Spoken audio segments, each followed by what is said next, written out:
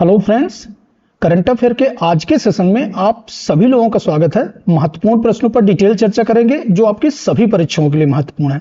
तो चलिए क्लास को शुरू करते हैं और देखते हैं आज के प्रश्नों को। आज का पहला प्रश्न है, हाल ही में अंतर्राष्ट्रीय ओलंपिक समिति आईओसी ने किस खेल को ओलंपिक में शामिल करने का फैसला किया है। अभी हाल में ही बहुत सारे खेलों को ओलंपिक ने शामिल करने का फैसला किया है, नए खेलों को। उसमें कौन कौन से खेल हैं, तो इसमें ऑप्शन में देखें तो क्रिकेट, बेसबॉल, सॉफ्टबॉल और फ्लैग फुटबॉल, इन सारे खेलों को ओलंपिक में शामिल करने का फैसला किया है। मुख्य रूप से क्रिकेट महत्वपूर्ण हो जाता है।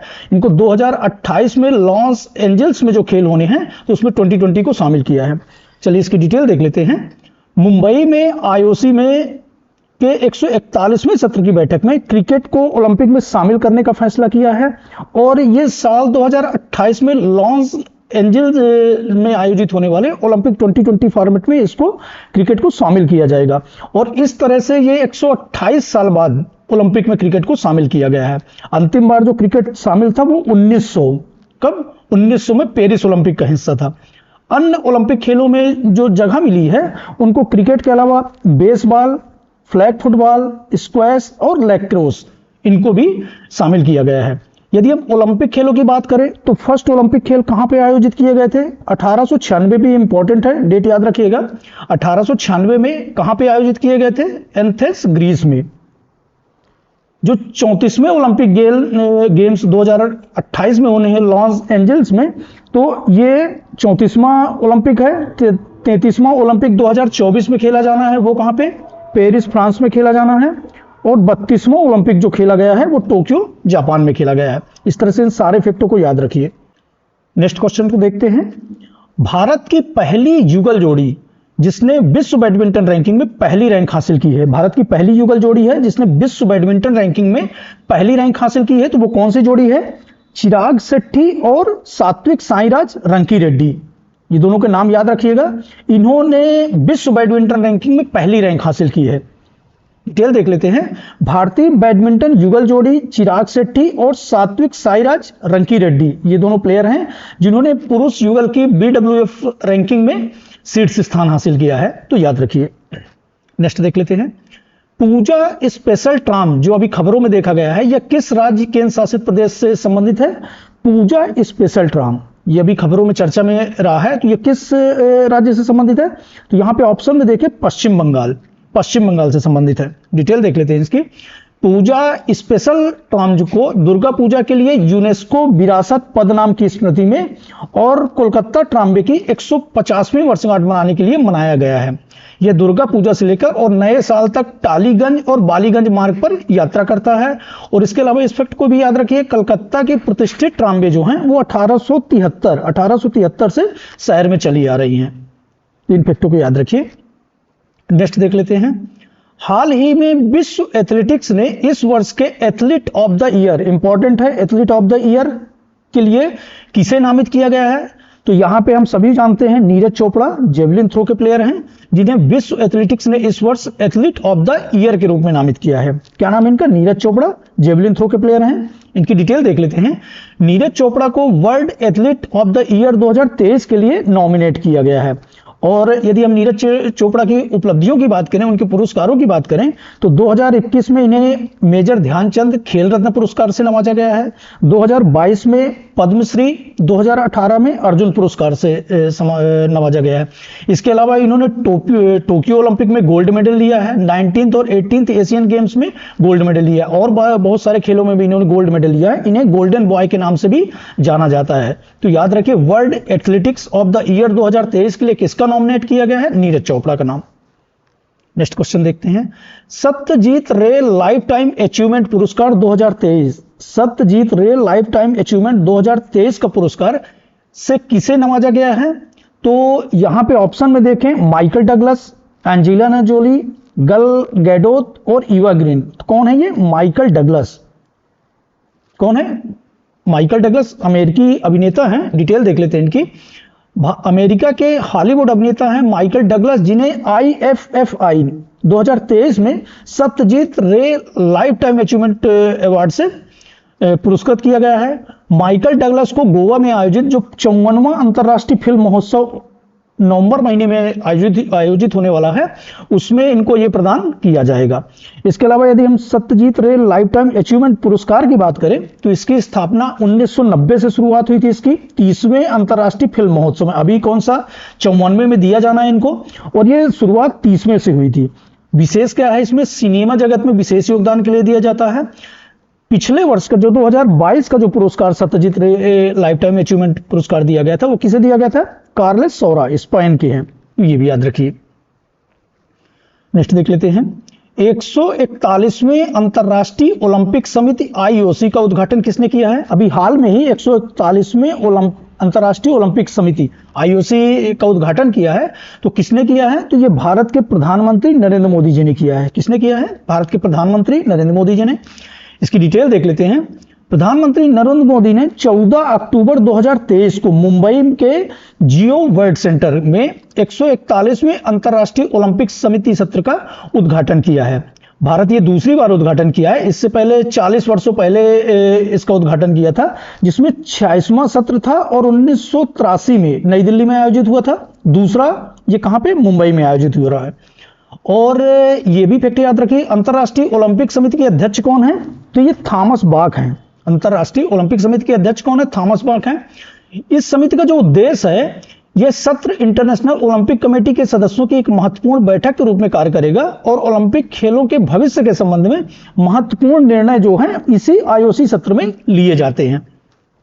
नेक्स्ट देख लेते हैं, हाल ही में फिडे विश्व जूनियर रैपिड शतरंज चैंपियनशिप, हाल ही में फिडे विश्व जूनियर शतरंज चैंपियनशिप 2023 का आयोजन हुआ है। उसमें किसने खिताब जीता है, तो किसने खिताब जीता है, ये भारत के रौनक साधवानी, क्या नाम है इनका, रौनक साधवानी ने विश्व जूनियर रैपिड शतरंज चैंपियनशिप 2023 का खिताब जीता है। डिटेल देख लेते हैं इनकी। फिडे वर्ल्ड जूनियर रैपिड शतरंज चैंपियनशिप 2023 में भारत के ग्रैंड मास्टर रौनक साधवानी ने खिताब जीता है और ये 65वें नंबर के ग्रैंड मास्टर हैं, महाराष्ट्र विशेष रूप से नागपुर के रहने वाले हैं। यदि वर्ल्ड जूनियर रैपिड शतरंज चैंपियनशिप की बात करें तो इसको आयोजन करता कौन है, तो विश्व शतरंज महासंघ, फिडे है विश्व शतरंज महासंघ, और इसकी शुरुआत जो की थी तो 1951 से की थी। तो इस तरह से इन फैक्टों को भी याद रखिए। नेक्स्ट देख लेते हैं, महत्वपूर्ण व्यक्तित्व हैं।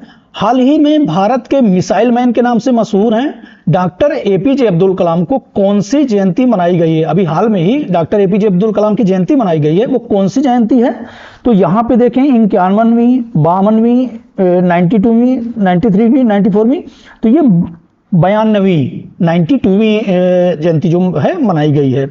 ये हैं doctor APJ Abdul Kalam, missile man of India. देश के 11वें राष्ट्रपति रहे हैं डॉक्टर एपीजे अब्दुल कलाम, जिनकी 52वीं जयंती अभी हाल में ही मनाई गई है। डॉक्टर एपीजे अब्दुल कलाम की जो 15 अक्टूबर, इनकी जयंती कब मनाई जाती है, 15 अक्टूबर को। इसे विश्व विद्यार्थी दिवस के रूप में भी मनाया जाता है। तो महत्वपूर्ण फैक्ट है, इसको भी याद रखिए।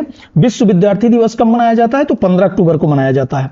इसके अलावा यदि इनकी उपलब्धियां और पुरस्कारों की बात करें तो 1957 में ये भारत रत्न से सम्मानित किए गए थे। 1981 में इन्हें पद्म विभूषण, 1990 में पद्म भूषण। इनकी बहुत सारी रचनाएं हैं, India 2020, a vision for new millennium, wings of fire, an autobiography, ignited minds, unleashing the power within India, mission India इत्यादि इनकी जो रचनाएं हैं। इसके अलावा ये देश के 11वें राष्ट्रपति रहे हैं, तो इन फैक्टों को भी याद रखिए। नेक्स्ट देख लेते हैं, नागा रेजिमेंट ने अभी हाल में ही किस नागा रेजिमेंट की, किस नागा बटालियन को प्रतिष्ठित राष्ट्रपति के रंग पुरस्कार प्रेसिडेंट कलर से सम्मानित किया गया है। तो नागा रेजिमेंट है, ये कौन सी नागा रेजिमेंट है जिसको राष्ट्रपति कलर से सम्मानित किया गया है, तो ये नागा रेजिमेंट की 3rd बटालियन। कौन सी है, नागा रेजिमेंट की 3rd बटालियन, जिसे राष्ट्रपति के रंग पुरस्कार, राष्ट्रपति प्रेसिडेंट कलर से सम्मानित किया गया है। डिटेल देख लेते हैं, नागा रेजिमेंट की 3री बटालियन, जिसे थ्री नागा के नाम से भी जाना जाता है, को प्रतिष्ठित राष्ट्रपति के रंग पुरस्कार से सम्मानित किया गया है, प्रेस्टिजियस प्रेसिडेंट कलर अवार्ड से सम्मानित किया गया है। और ये जो राष्ट्रपति का जो रंग है, ये सैन्य उत्कृष्टता का प्रतीक है, सिंबल ऑफ मिलिट्री एक्सीलेंस का। तो ये भी याद रखिए, ये महत्वपूर्ण पुरस्कार जो आर्मी बटालियंस को दिए जाते हैं। नागा रेजिमेंट की 3री बटालियन की स्थापना की बात करें तो ये 1 अक्टूबर 2009 को इसकी स्थापना हुई थी हल्द्वानी में। जो कुमाऊं और नागा रेजिमेंट के पैतृक घर कुमाऊं पहाड़ियों के बीच में स्थित है, तो ये भी याद रखिए। नेक्स्ट देख लेते हैं, अभी 19th एशियन गेम संपन्न हुए हैं, उसी से संबंधित है। हाल ही में चौथे एशियाई पैरा खेल, यहां पे याद रखिएगा पैरा खेल है, ये कहां पे शुरू हो रहे हैं, तो ये भी चाइना में शुरू हो रहे हैं। कहां पे? चाइना में। नेक्स्ट देख लेते हैं, भारत के बाहर डॉक्टर अंबेडकर की सबसे ऊंची प्रतिमा का अनावरण किस देश में किया गया है? अभी डॉक्टर अंबेडकर साहब की सबसे ऊंची प्रतिमा का अनावरण किया गया है, तो ये किस देश में किया गया है? तो ये अमेरिका में किया गया है। कहां पे किया गया है? अमेरिका में। डिटेल देख लेते हैं इसकी। भारत के संविधान निर्माता डॉक्टर भीमराव अंबेडकर की अमेरिका में सबसे ऊंची प्रतिमा में राजधानी वाशिंगटन डीसी में इनका अनावरण किया गया है। कहां पे? अमेरिका की राजधानी वाशिंगटन डीसी में डॉक्टर भीमराव अंबेडकर की सबसे ऊंची प्रतिमा का भारत के बाहर अनावरण किया गया है। इनकी प्रतिमा को जो नाम दिया गया है, वो नाम क्या दिया गया है? Statue of equality. ये नाम भी याद रखें, स्टैचू ऑफ इक्वलिटी के नाम से दिया गया है।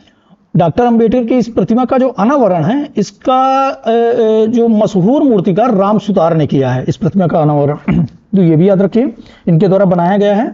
और इसके अलावा statue of equality, statue of unity को भी याद रखिए। सरदार वल्लभ भाई पटेल की सबसे ऊंची प्रतिमा है, 125 फीट ऊंची, गुजरात के भड़ोच में नर्मदा नदी के किनारे बना है, तो इन सब फैक्टों को भी याद रखिए। स्टैचू ऑफ इक्वलिटी किससे संबंधित है? डॉक्टर भीमराव अंबेडकर से। और कहां पे अनावरण किया गया है इसका? तो अमेरिका की राजधानी वाशिंगटन डीसी में। नेक्स्ट देख लेते हैं, हाल ही में किस राज्य सरकार ने प्रोजेक्ट नीलगिरी तहर का लॉन्च किया? ये नीलगिरी तहर है जो किस राज्य से संबंधित है? तो यहां पे ऑप्शन में देखें तो कर्नाटक, केरल, आंध्र प्रदेश, तमिलनाडु। तो ये तमिलनाडु का राजकीय पशु है। कहां का? तमिलनाडु का राजकीय पशु है। डिटेल देख लेते हैं इसकी।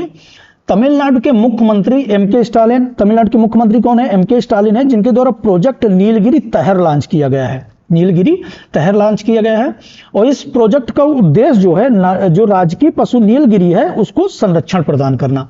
ये प्रोजेक्ट 2023 से 2027 तक लागू रहेगा। और ये जो नीलगिरी तहर है, ये पश्चिमी घाट में तमिलनाडु और केरल में पाया जाता है।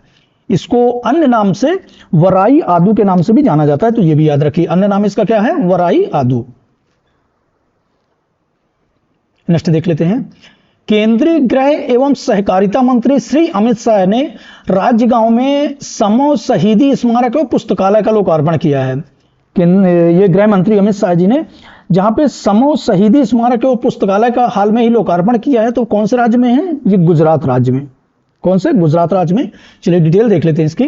हाल ही में गृह मंत्री अमित शाह ने गुजरात के गांधीनगर के समो शहीदी स्मारक और पुस्तकालय का लोकार्पण किया है।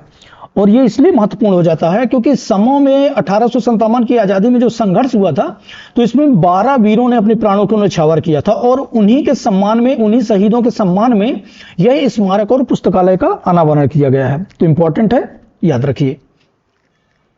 नेक्स्ट देख लेते हैं, हाल ही में विश्व स्वास्थ्य शिखर सम्मेलन का आयोजन कहां किया गया है? अभी हाल में ही विश्व स्वास्थ्य शिखर सम्मेलन का आयोजन किया गया है। ये कहां किया गया है? किया जा रहा है, ये जर्मनी में किया जा रहा है। डिटेल देख लेते हैं इसके। विश्व स्वास्थ्य शिखर सम्मेलन का आयोजन जर्मनी के बर्लिन में किया जा रहा है। इसका समय काल जो है, ये 15 से 17 अक्टूबर तक इसका शिखर सम्मेलन का आयोजन किया जाना है। और ये किस उद्देश्य से किया जा रहा है? इसका उद्देश्य क्या है? तो प्राथमिक स्वास्थ्य देखभाल में गैर संचारी रोगों के एकीकरण में वृद्धि करना। प्राथमिक स्वास्थ्य देखभाल में गैर संचारी रोगों के एकीकरण में वृद्धि करना। तो इस तरह से इसको भी याद रखिए। नेक्स्ट देख लेते हैं, प्रतिवर्ष दुनिया भर में विश्व खाद्य दिवस किस तारीख को मनाया जाता है? अभी हाल में ही विश्व खाद्य दिवस, वर्ल्ड फूड डे मनाया गया है। ये किस दिवस को मनाया जाता है? दिवस से प्रश्न आते हैं, महत्वपूर्ण हो जाता है। ये किस दिवस को? 16 अक्टूबर को मनाया गया है। कब से कब मनाया जा रहा है? ये 16 अक्टूबर को मनाया गया है। डिटेल देख लेते हैं इसकी। हाल ही में 16 अक्टूबर 2023, डेट याद रखिए, दुनिया भर में विश्व खाद्य दिवस मनाया गया है। और यह दिवस जो है प्रतिवर्ष 16 अक्टूबर को भूखमरी से पीड़ित लोगों की मदद करने और खाद्य यानी अन्न के महत्व के प्रति लोगों के प्रति जागरूकता पैदा करने के उद्देश्य से मनाया जाता है। लोगों में जागरूकता पैदा करने के उद्देश्य से मनाया जाता है। और यह दिवस जो पहली बार मनाया गया था, तो यह 1981 में मनाया गया था। कब से इसकी शुरुआत हुई थी? 1981 से। तब से 16 अक्टूबर को विश्व खाद्य दिवस, वर्ल्ड फूड डे मनाया जा रहा है। इस तरह से आज की महत्वपूर्ण करंट अफेयर के विषय में हमने चर्चा की है और इसी तरह के करंट अफेयर की क्लास के साथ हम फिर मिलेंगे। चैनल पर नए हैं तो सब्सक्राइब कर लीजिए, ज़्यादा से ज़्यादा लोगों तक शेयर कीजिए। धन्यवाद, मिलते हैं नेक्स्ट क्लास में।